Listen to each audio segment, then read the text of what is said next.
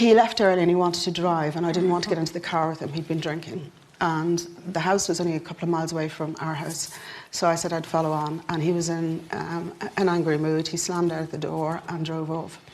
When I eventually came home, it was a nightlight tonight, actually. The sun was going down, and I had no keys to the house. So I started to knock on the door, knock on the window, ring the doorbell. He wasn't answering. I was trying his phone. I was trying the landline.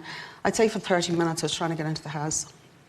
Eventually he opened the door, but he opened it in a rage, and he grabbed me by the hair and he pulled me into the house and just battered me senseless. He kicked me, he punched me, he got me on the ground. When I was on the floor in the hall, I could hardly see, but he went to get a knife in the kitchen, and I could see he was getting the knife. And I don't still know how I did it, but I got up. Excuse me. Take all the time you need. Take a breath. Because obviously this is something that you've decided to go public about for the right reason. We'll talk about it in a second. But also something that, as you said a minute ago, you haven't necessarily confronted in any great way, maybe through counselling. I never talk about it. Precisely. So, do you want to keep going? Yeah. You're free to stop if you want. No, I'm okay. All right. So I barricaded myself into the sitting room, and there was no lock, so I just used all the sofas and everything. And he was screaming, saying that it was my fault, that I forced him to punch me. I was winded and I couldn't breathe very well, so when he calmed down and I thought he'd gone, I obviously fell asleep. I couldn't see out of my eyes at the time because I was very bruised, and I woke up about 4 o'clock and he was standing over me with the knife. And I jumped up and he pushed me back down. But actually by then he was on his knees crying, saying, "Can't believe I did this to you." He's gone into the apology thing again. Totally. He was going to AA. He was never going to drink again.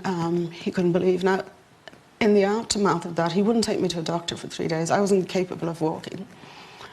I told so many lies. I told some friends that I was caught in a fight in the pub and somebody punched me. What was the damage done? Can I ask you, what was the damage done to you in that beating? I broke 3 ribs, and the side of my face, my cheekbone was broken. And the rest was bruising and, you know. How do you explain that to when you get to the hospital? The doctor came out and he eventually took me somewhere that was outside of our area, and he came out to eyeball him to say, you know, "I don't believe she fell down the stairs." And yes.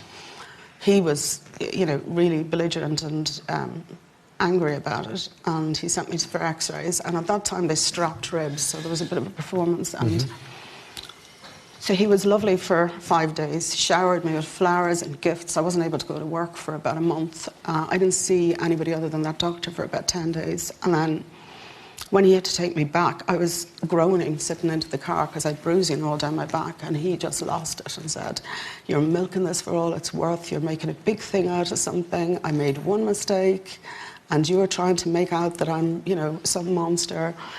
And I kind of, you know, as time goes on, I can't describe how it happens. The person you love and you believe loves you, you begin to realise that perhaps they're not going to change, that you have to accept that they're not going to ever be different, that even though he's full of abject apologies and you don't want your life to end, the life that you have. And I was in my 20s. I was not an old person with wisdom.